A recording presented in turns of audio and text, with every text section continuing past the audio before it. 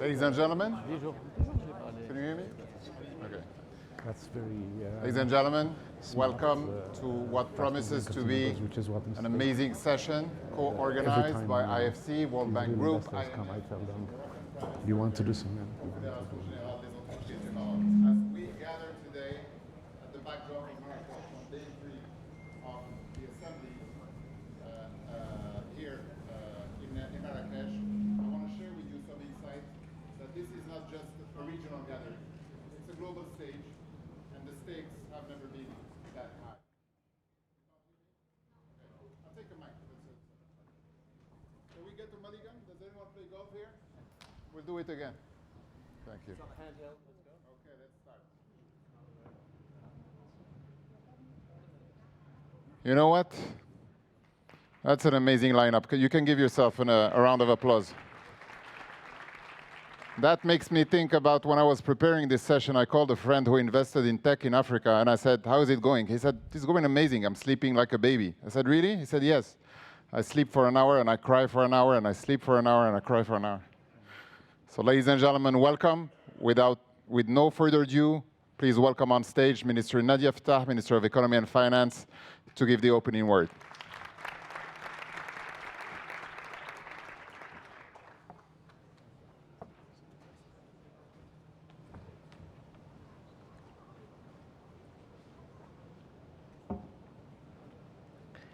Dear participants, all protocol observed, Excellencies, ladies and gentlemen, I'm delighted to take part in this event dedicated to innovation in Africa, which is of particular importance to all of us.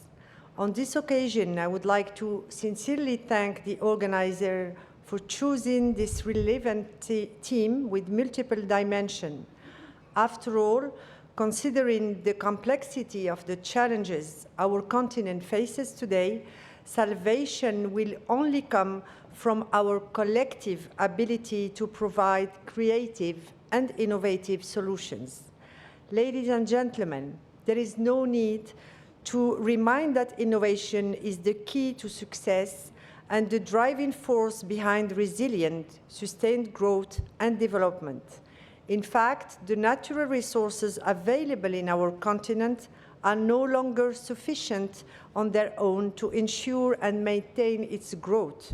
Rather, the ability to innovate has become today an essential prerequisite for a lasting development. Being aware of this, several African countries have undertaken ambitious reforms and actions to promote and prioritize innovation. FinTech represents an excellent example in this respect. Africa has become one of the most innovative continents, particularly in terms of financial technologies, which have made a major contribution to the financial inclusion of our population and the promotion of entrepreneurship. Regarding health tech, innovative ideas and initiatives abound in our continent, as evidenced by the rapid growth in the number of innovative companies operating in this field. These innovations have become crucial for our countries, and they will enable easier access to healthcare services. Agri-tech is also growing at a very fast pace. In fact, the development of this technology has become vital for our countries, as our continent is severely affected by the adverse consequences of climate change and is experiencing one of the highest demographic growth rates in the world. In addition, we must not forget that in the face of the COVID-19 pandemic, Africa has demonstrated a great capacity to innovate and adapt to difficult contexts on one side, and this pandemic crisis have made us aware of the important role of innovation and technology on the other. Morocco considers innovation and technology development a top priority in its government's agenda. This is illustrated by the launch of ambitious initiatives such as the InnovInvest program launched by the Ministry of Economy and Finance in partnership with the World Bank, which has allowed the development of a complete and balanced ecosystem to support startups, both technically and financially. Ladies and gentlemen, the African continent offers a very high growth potential and many opportunities that are waiting to be explored. To this end, and in order to fully leverage innovation and technology, we need to strengthen our efforts to further develop environments that are conducive to the emergence and growth of innovative businesses.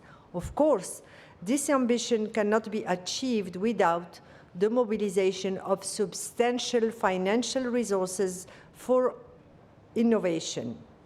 I also would like to draw your attention to the importance of technical assistance, capacity building, and the promotion of an entrepreneurial culture among young people.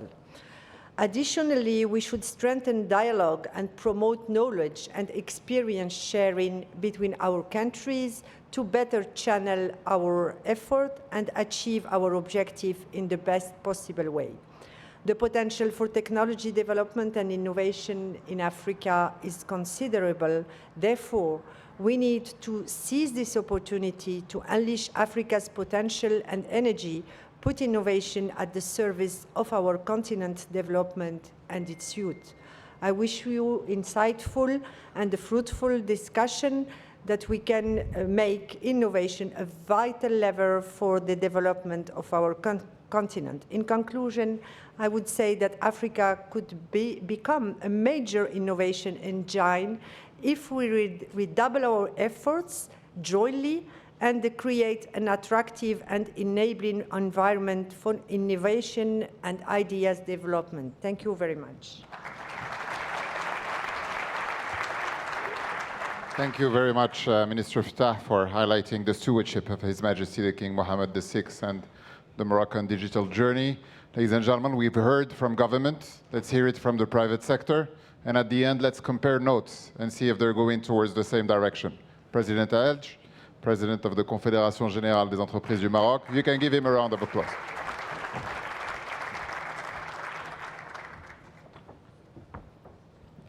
Thank you, Abdelmalek. Dear Ministers, Excellencies, dear President and Directors, ladies and gentlemen, dear friends. I'm very pleased to address you today on behalf of the Moroccan private sector and to engage a major topic, Africa, the innovation engine. Our gathering is an amazing occasion to celebrate our continent's success story, but most importantly, to discuss ways to multiply and amplify them. It is a no-brainer that Africa has made significant strides in the past few years, becoming an emerging innovation powerhouse. From Morocco, where farmers use innovation to face water scarcity, to Nairobi or Accra, where families send and receive money through their mobile phone, technology has become the order of the day on the continent, bringing solutions to most pressing challenges Africa faces in terms of healthcare, education, and sustainability. The numbers are also very expressive. Despite startups around the globe recording a significant decline in funding in 2022, Africa continued its upward trend with $4.9 billion equity raised in 2022 across close to 700 deals. Fintech is leading the way with $1.9 billion in equity funding, holding a share of 39% of total funding. This is music to our ears, but is it enough? I would say no, we can go much further. Despite the tremendous progress made, Africa currently represents only 0.2% of the value of global startups. While many startups hold great promises, a significant number fail within their first few years of creation for many reasons. Sustaining the growth of Africa as technology powerhouse is key to the continental industrialization and growth. Concerted action and bold measures should be urgently taken from all public and private sectors and stakeholders. Ladies and gentlemen, you will all agree with me that financing is key to survival of startup and many companies also. Solving the funding gap should be tackled urgently throughout creating and promoting more innovative finance vehicles, as well as mobilizing institutional or corporate capital toward innovation. I am happy to see in this room many bankers and private equity funds. I hope you're all coming with a lot of money. Funds are essential, but talents are as much important. Tech startups are not just creating innovative solutions, but also generating employment opportunities for our continent's population is doubling by 2050. Let us also all not forget that 50% of this population will be under 25, which some sees as a risk, but I will choose to see it as an opportunity. Building a digital workforce capable of navigating a perpetual changing environment requires a better education, better skills development program, and a better accessibility to internet. Let's work on these factors through efficient PPPCs. But for me, a bigger challenge is retaining Africa's skilled talent. So instead of just worrying about brain drain, we should work on providing a greener grass for Africa's human resources and the fulfilling environment for them to unleash their potential and achieve their dreams. A thriving environment includes a conducive and healthy business climate, supportive legislation, better life quality, and an open dialogue with policymakers. I cannot conclude my remarks without mentioning access to market. We should all encourage innovation, consumption, and generate demand for tech solutions. This effort should be done on a local level, but also on a continental level. A harmonized common framework is essential to make access to regional market easier. Accelerating the effective implementation of the African Continental Free Trade Area will unlock the potential of digital trade in Africa and enable businesses to expand their reach with the potential to boost overall economic output by $29 trillion by 2050. Finally, creating a Pan-African tech network could foster collaboration, investment and technology sharing between African actors, and harness the collective potential of our talent, pools, markets, and resources. Ladies and gentlemen, with not much support, the African tech ecosystem could, in the past few years, achieve a lot. Let us imagine one moment what our continent startups can fulfill if we decide to put their growth at the center of our priority, not only in speeches. This is a call to action. We have a beautiful momentum to build on. Let us not miss it. Africa's growth and future depends on that. Thank you all for your attention. I'm looking forward to the discussions. Thank you very much. Thank you. Thank you very much, President Alj. Ladies and gentlemen, we've heard the symphony of official speeches. Let's go now to the jazz of the high-profile panel. I welcome on stage my 5 amazing panelists, Minister Mazur, Minister Owusu, Meditezi, Mr. Benouda, Mr. Selassie. Please come on stage under the applause of the audience.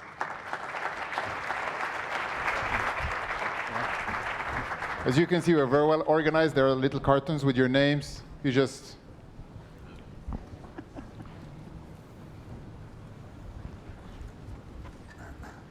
So naturally, we always start with the bad news. We used to have 50 minutes. We now have 35 minutes. So as a good economist, we used to have 2 questions per person. We'll just have 1.5, which will be easier to steward this conversation. Ladies and gentlemen, we have a stellar lineup today to discuss these issues of digital transition, Africa, how to foster entrepreneurship, how to move on, and how to really be a catalyst for this amazing audience. I think my panelists need no introduction, but I'll start with the host country, of course, with you, Mr. Mazur. You're a startupper. You hold as well a PhD, so you're both in the world of thinkers and the world of doers, and now you're in the world of government. Mr. Owusu, You are an advocate for human rights and to advance social agenda, and you're a Minister of Digital now in your country, in Ghana. Mehdi Tezi, you're the Vice President General of the Confédération Générale des Entreprises du Maroc, a very successful entrepreneur. Mr. Selassie, you come from the IMF, and you're the head of the region at IMF. I'm sorry because I don't have the exact title on my prompter, but it will come. It's the problem of digital when it's not working that well, but it will come. And Mohamed Ben Aouda, you're an amazing entrepreneur, and you will tell us all about this experience. Minister Manzour, let me start with you, because you entered this global stage of Moroccan government in autumn 2021. You were not very known in Morocco, but you were known in the right circles, the one that made you enter government. But before that, you were an entrepreneur, and you were dealing with major issues when it comes to innovation and digital. Actually, my question is very simple. How is Morocco's doing? How is your journey trying to have Morocco 4.0 exist? And in the words of the great American poet Janet Jackson, what have you done for me lately, Minister? Well, let me tell you, talking about this government is actually the first government that has a ministry dedicated to digital transition. This is a sign that His Majesty King Mohammed VI gives a lot of importance to digital transition, and the role of this ministry is to channel existing efforts, because there were existing efforts in the country, and to strengthen them and give them to reach our ambition of making innovation, digital transition, a real lever for socio-economic development, job creation, and growth. Talking about innovation, talking about in a more general way. I'll get to this. In the outsourcing sector, for example, we're the second top outsourcing destination in Africa. So there are companies from investors from the US, Europe, India coming to Morocco to work through our digital talents, and they're producing cutting-edge solutions for European markets, for AI solutions for American markets, etc. A sector that employs 130,000 people, just 15,000 creation of just over the past 2 years, and it's still growing. There are people coming and doing R&D centers. So this is not just the cutting-edge solution, cutting-edge innovation. Now, startups also. There are a lot of vibrant startups. We have some of them on stage. I can see some of them here attended. They're doing exciting work in health tech, ed tech. They're getting outstanding awards. They're raising funds from Morocco, from abroad. They're doing a lot of exciting things. Morocco has a lot of initiatives already. So the minister talked about financing. There are the Jeune Entreprise Innovante, the label, to know what's a startup, giving them some advantages for the foreign exchange. There is the Technopark network that's in multiple cities that has hosted more than 3,000 startups over its existence, more than 15,000 jobs, direct and indirect, over its 20 years of existence.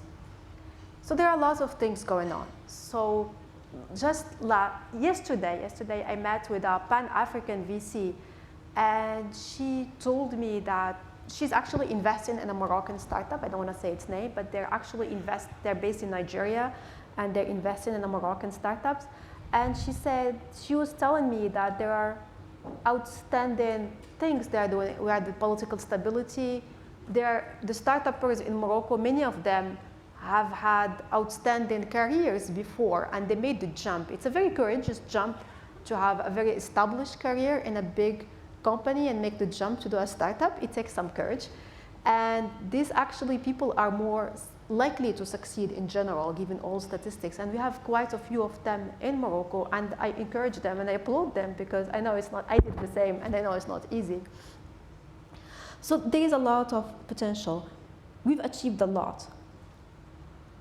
But we're only at 10% of our potential. We'll talk about the challenges in the... No, I don't want to say the balance. I'll rephrase it. We're at the potential. Our potential is 10 times bigger. Okay. for our GDP, we should be raising 10 times more funds. And I think one thing we should be doing is at least telling the world about our potential, making the world come and see our great startups to invest in them. And of course, as a government, we're working on regulatory framework, we're working on financing, we're working on having them have better access to market, to having them access to better incubators. So the government has a very ambitious program to increase the number of startups and to help the existing ones grow further. Thank you. Minister Owusu, Minister Mazur was telling us the digital story of Morocco is yet to be written, and we have to do a better explaining of what we're doing so we can get more funds. Let me turn as well to the hardcore politician and the lawyer that you are. How can we have both go in pair? How can we have a strong legal framework that would enable the startup ecosystem and the digital economy to thrive, and at the same time, based on your experience and spearheading reforms in the sector of Ghana, we understand that it takes sometimes more than just wishful thinking to have startups thrive. What's in your experience, what does it take to make it completely thrive in your country, Ghana? Thank you very much. I think it's absolutely essential that we have a light regulatory touch and not stifle innovation. Because whenever we come with heavy-handed regulation, we tend to make it challenging for the innovators to do what they do best. But it is also important to provide guidelines and parameters within which they should operate. And that's where the policymakers come in. And it is important that we use our might as government, as policymakers more or less, to assist the sector to grow by providing the necessary infrastructure, digital infrastructure that they all need. We've been told that the internet, without access to the internet, digital innovation would not survive. So it is our duty as governments to work with the private sector to provide that environment within which they can thrive. But I think governments can also do more. In addition to providing the infrastructure, the skills, we can also provide opportunities, and that's what we try to do in Ghana by challenging our tech entrepreneurs to come together to provide solutions to the challenges that we have locally.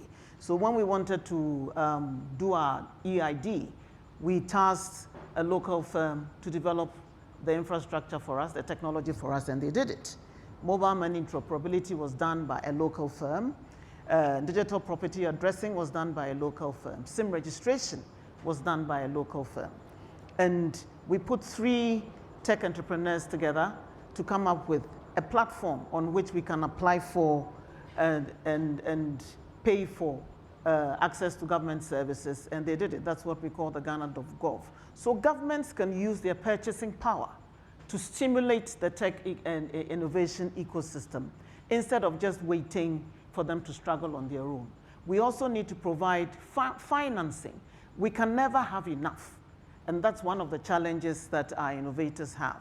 But we can set up funds like we've done in Ghana, the National Entrepreneurial Innovation Program, to provide seed capital to move them from ideation to a reality, more or less, and then teach them how to pitch.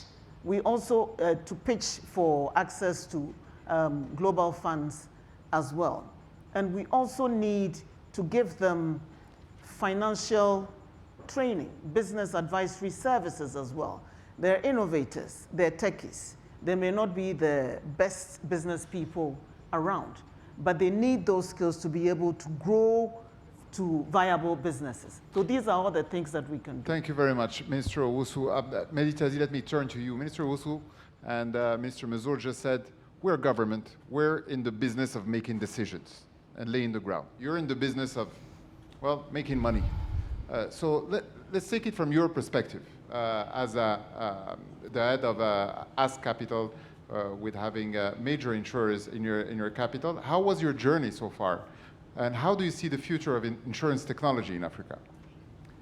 Well, thank you for your question. So we started investing in the insurance sector in 2017.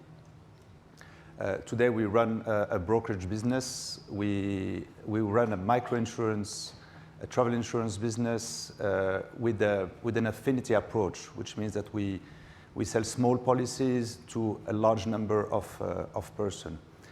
After 6 years, thank God, we've managed to multiply by 25 the value of our investment, and we relied on 3 levers, so 3 main things that I think we have done.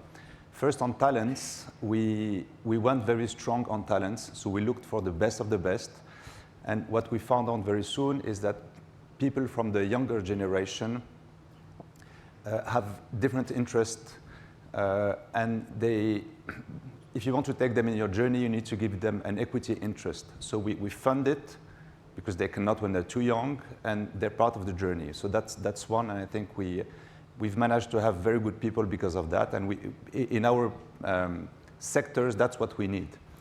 The second one is technology. In technology, we need to adapt on what we are in Africa. Our infrastructure are not the same as in Europe, so you need to be very agile. You need to take into account that the infrastructure is not the same as in more mature countries, and our IT is very strong, and that's a huge investment that we've done. The third one is we went to financial inclusion. Why? Because we deal in a continent, and our business, it's a low-income population. It's a low penetration insurance. If you look at insurance in mature countries, it's about 10% of the GDP.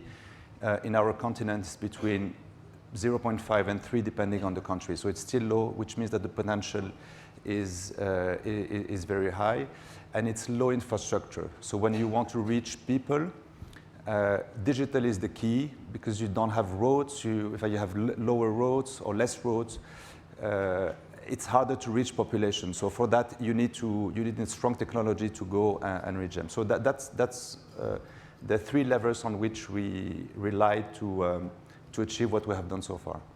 Thank you very much, Mehdi Tazi. Let's go multilateral. Let's maybe first pay an exceptional tribute to the IMF for their contribution to the digital world here in Marrakesh, because I think that most of the audience, if you turn to your phones and you look at your health app, you will see that the number of steps that you've taken in this huge campus since the last 3 days are just amazing. So everybody must be over 10,000 steps. But Abe Selassie, let me turn to you and ask you, how is your institution transforming to help digital transformation?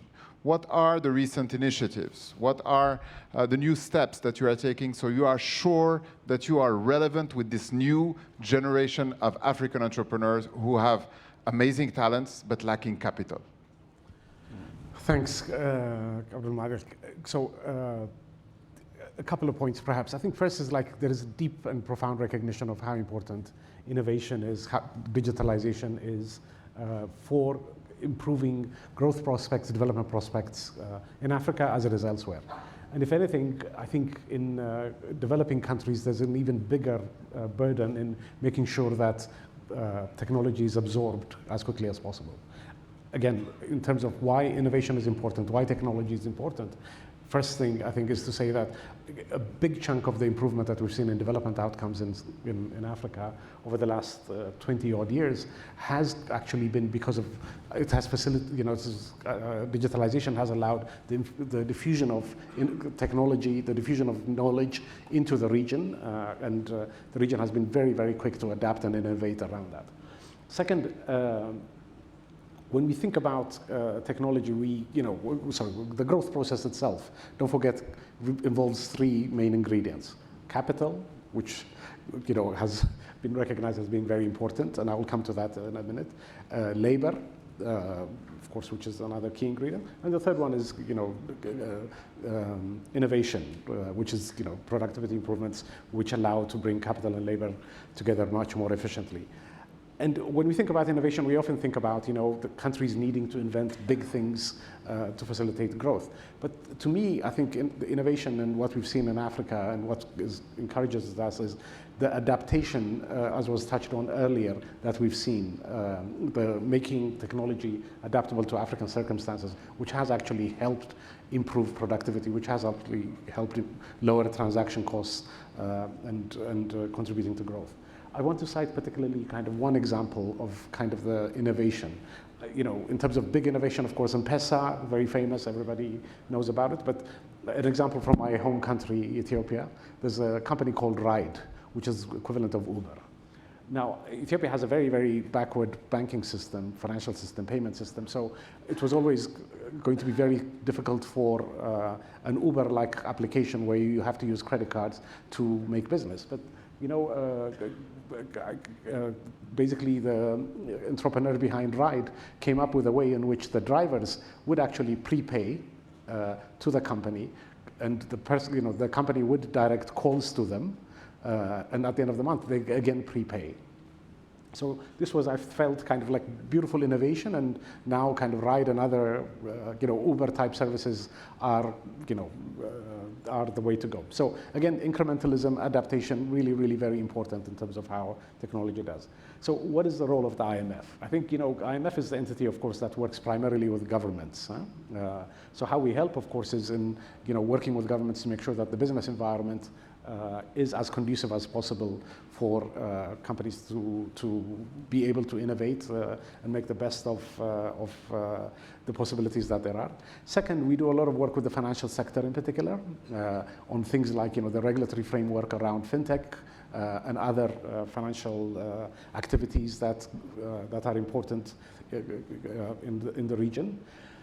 And then thirdly, also, in the policy discussions, the program discussions that we have with many countries, we, advance to areas of, we push for two areas. One is digitalization of government services, where there is a lot of benefit to be had, from facilitating tax payment through, electronic means rather than paperwork, all the bureaucracy that can be reduced. And then the second one is identifying constraints, policy-induced constraints often, that are prohibiting innovation and asking governments to address those.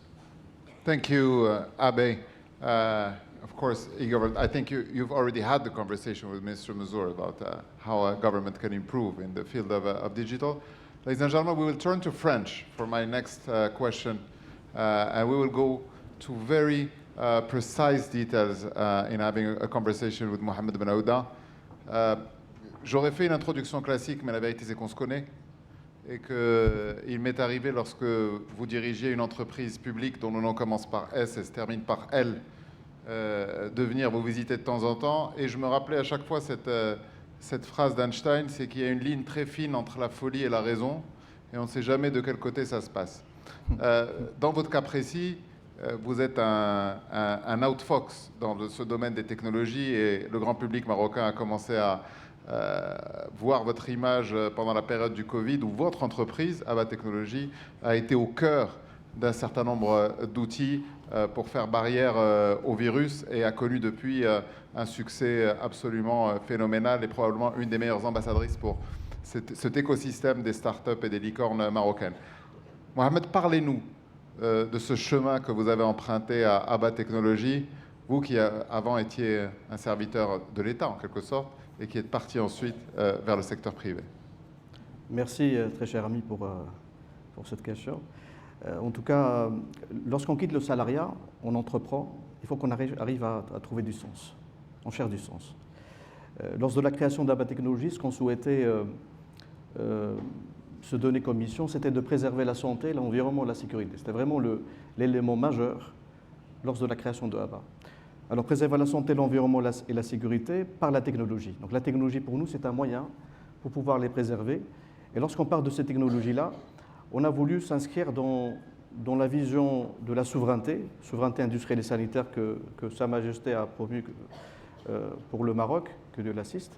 Et lorsqu'on parle de la souveraineté industrielle et technologique, quand vous allez prendre un téléphone, une caméra, un capteur, vous avez trois éléments majeurs. Vous avez ce qu'on appelle l'électronique qui est à l'intérieur, Vous avez le software embarqué et vous avez le boîtier. Alors chez ABBA, ce qu'on fait, c'est qu'on a aujourd'hui 3 lignes de production. Il y a une ligne qui fabrique des cartes électroniques, une autre ligne qui fabrique, il y a des machines CNC qui font du commande numérique pour faire des moules et par la suite faire de l'injection plastique, et ensuite la partie software. Donc ces 3 éléments nous ont permis de maîtriser cette logique de souveraineté. Et aujourd'hui, on a 3 secteurs d'activité majeurs. Il y a la santé, que vous connaissez, que le grand public connaît, à travers des mallettes de télémédecine, à travers des cabines médicales, à travers des thermomètres, des oxymètres, etc. Nous avons la partie industrielle, on a des capteurs de température, vibration, humidité, mouvement, et finalement la partie sécurité, qui sont tout ce qui est caméras de surveillance, gestion de trafic, etc. Donc ça, vraiment les trois activités majeures. Aujourd'hui, ABBA Technologies, c'est 850 personnes présentes au Maroc. Combien vous pouvez répéter? 850 personnes, voilà, présentes au Maroc, France, Espagne et en Chine. Par exemple, on exporte en Italie des dashboards de véhicules électriques. On exporte en Arabie Saoudite des cabines médicales connectées.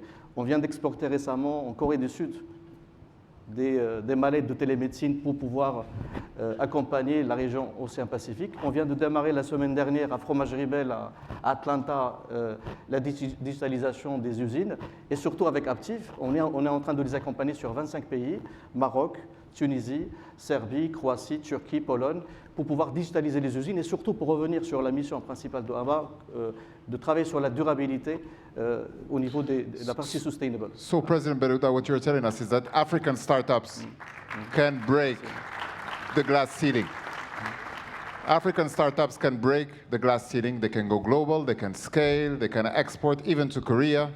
And often Korea is used by consultants as a benchmark for the journey that they had since the 60s. But let me turn to you, Minister Mazur. What are you doing to help those guys source talents and make sure that in a global market where there is a huge competition and huge brain drain and tremendous incentives coming from the north to bring the talents from the south, what are you doing to retain them, to have them stay and have them work for Mohammed?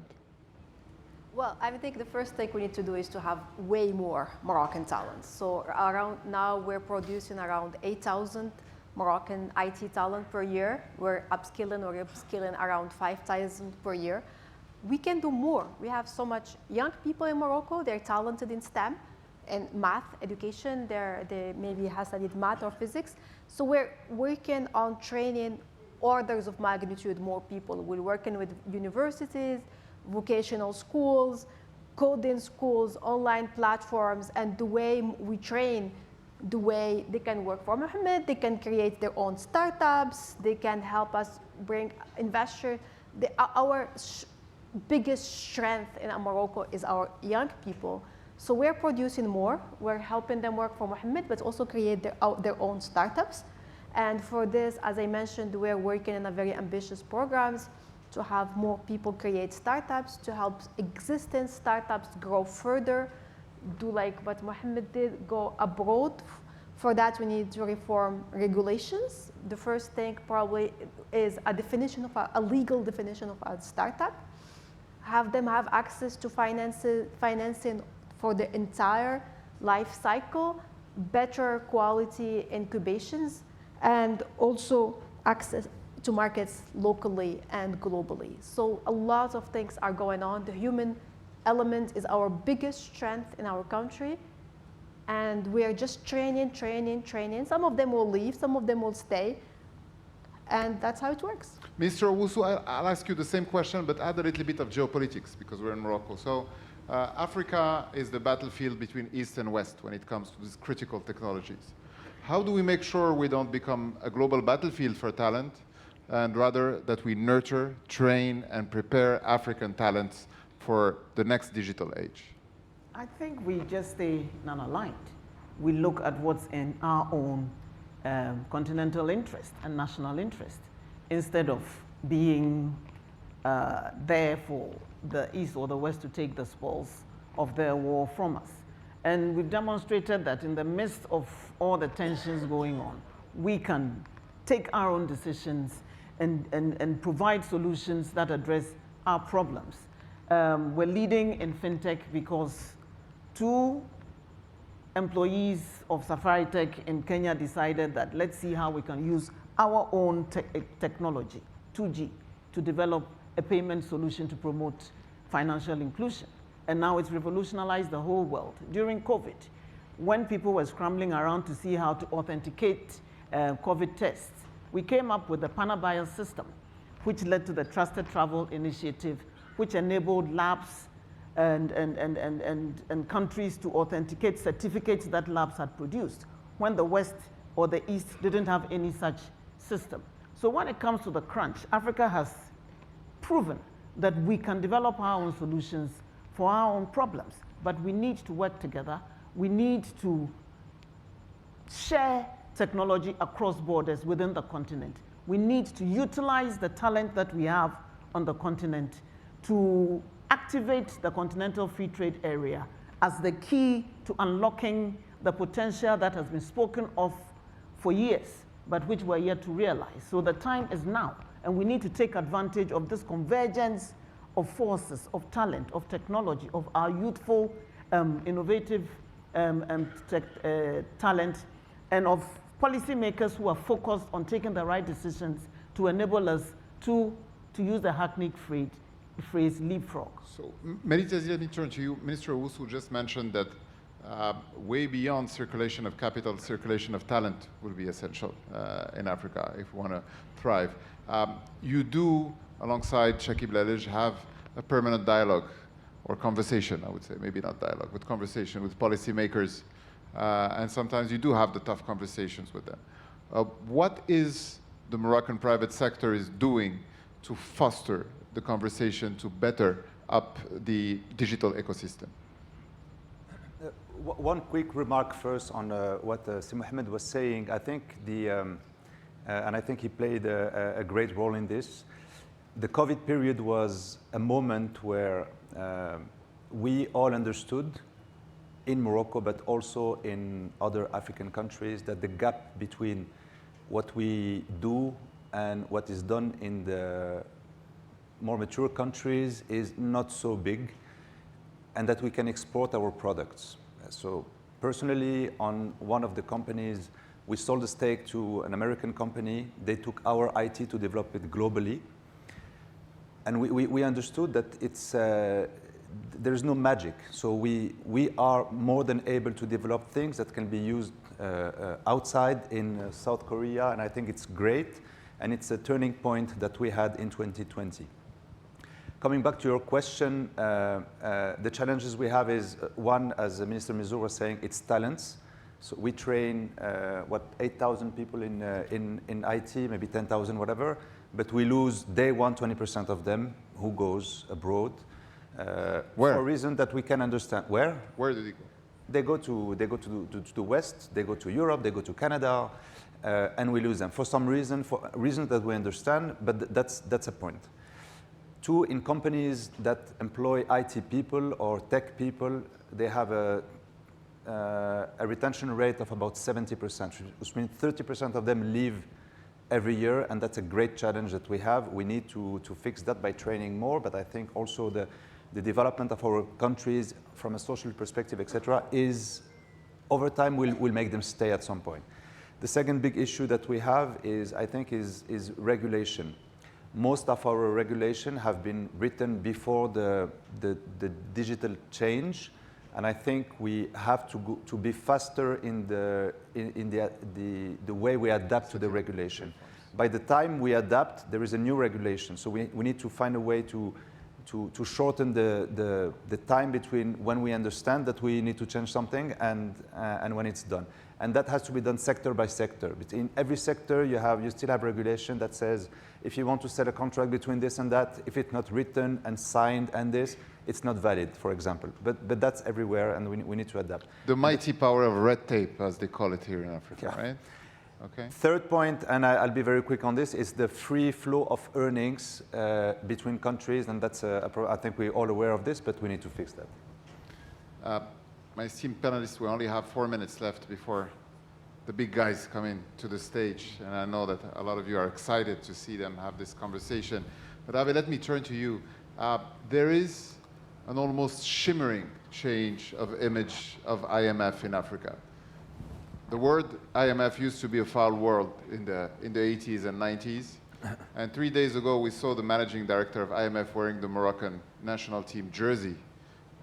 And I think it's iconic of the transformation that your institution is undergoing.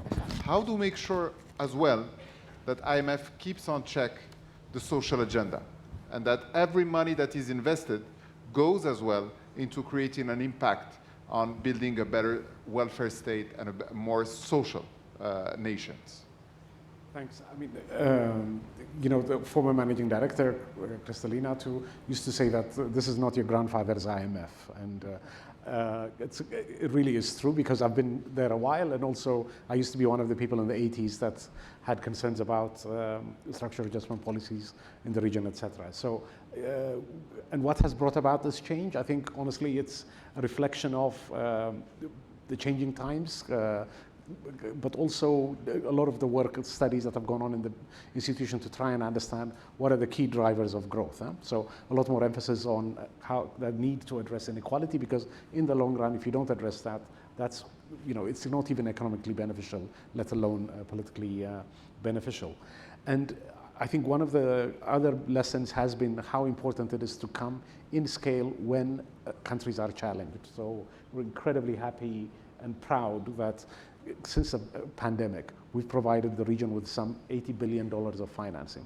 That is multiple amounts of the financing the region needed, and we recognize that we have responsibility as the entity that provides the safety net for countries to step in when markets are disrupted, when livelihoods are being disrupted.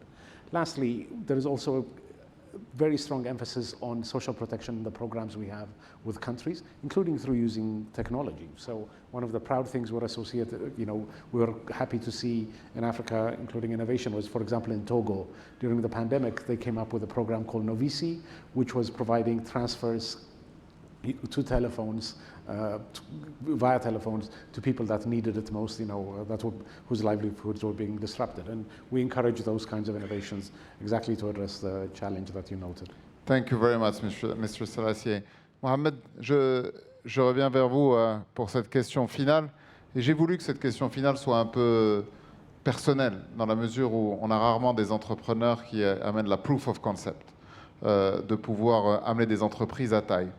Selon vous, pour reprendre la première image que j'ai donnée, quelle dose d'inconscience faut-il et quelle dose de numeric establishment faut-il pour pouvoir prendre l'entreprise et pouvoir l'amener à la taille nécessaire? On a souvent des entrepreneurs du numérique qui n'ont pas les codes pour comment lever de l'argent, par exemple. Et on a parfois des gens qui savent lever de l'argent, mais qui ne connaissent pas les codes du numérique. C'est quoi le bon dosage? Le bon dosage entre les deux. En tout cas, chez ABBA, on n'a pas encore levé des fonds. Voilà. Chez ABBA aujourd'hui... Toute votre croissance est une croissance qui a été greenfield et financée par votre propre BFM. C'est financé par le cash flow généré. C'est-à-dire que j'ai entendu tout à l'heure sur l'histoire des startups et d'autres, les plupart des startups apprennent à pitcher. Dès qu'ils commencent à travailler sur un petit produit, ils commencent à chercher des investisseurs. Je pense que c'est une fausse route. Le plus important, c'est qu'il faut passer du temps avec le client. Comprendre ce qu'on peut délivrer au client, être proche du client. Et lorsqu'on est proche du client et on arrive à créer de la valeur et qu'on travaille sur les fondamentaux, parce qu'une fois qu'on s'éloigne des fondamentaux, il y a des crises. Les fondamentaux, c'est comment acheter, comment produire, comment délivrer, comment gérer le lead time, comment gérer le time to market. Et c'est ça ce qu'on chez ABBA. Ça c'est l'élément premier. Le deuxième élément, pour revenir sur la notion des talents, c'est qu'aujourd'hui, chez ABBA, on ne recrute pas sur diplôme. Aujourd'hui, lorsque vous intégrez ABBA, on vous donne des use cases sur un week-end, vous arrivez à les réussir, vous êtes recruté. Vous êtes recruté, à partir de là, on croit à votre talent. On vous donne de la liberté d'agir, de l'autonomie, de la responsabilisation, et on essaye de vous donner vraiment de la visibilité sur votre carrière. Voilà. Merci beaucoup, Mohamed. Ladies and gentlemen, if we can keep two key insights from this amazing panel. When you're in the private sector, you need to be customer-centric. When you're in government, you need to be citizen-centric. Let's try to make those two dynamics converge. I would like you to give a round of applause to all our amazing panelists, and they can get up for the group photo. More, no, more applause. You can do more than that.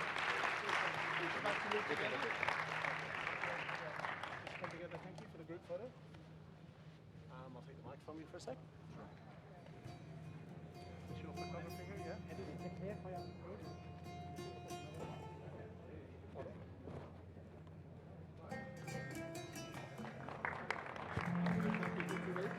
Yes, please. Yes, they have 2 minutes. They have 2 minutes? Ladies and gentlemen, I will ask none of you to leave the room.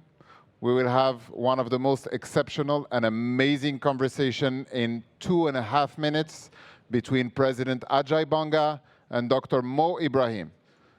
So if you have a seat and you get up, you might not find it when you come back. So just stick to your seats, please.